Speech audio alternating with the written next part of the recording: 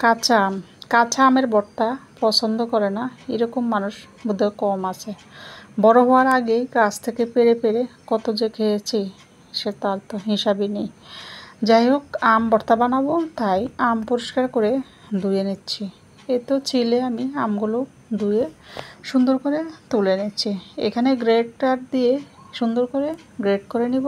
এখানে চিকন চিকন একদমই সুন্দর হবে, খেতেও দারুণ হবে। সুন্দর করে গ্রেটার করে নেওয়ার পরে লাগবে হলো পোড়ামরিচ আর কয়েক কোয়া রসুন দিয়ে আমি এগুলোকে টেলে নিচ্ছি। টেলে নেওয়া হয়ে গেলেই ভর্তাটা করে নেব। রসুনগুলোর চোকলাগুলো তুলে নিচ্ছি যাতে করে পোড়াটা চলে যায়। এখানে আমি দিয়ে দিয়েছি লবণ, স্বাদমতো লবণ দিয়ে রসুন আর মরিচগুলো মেখে নিচ্ছি।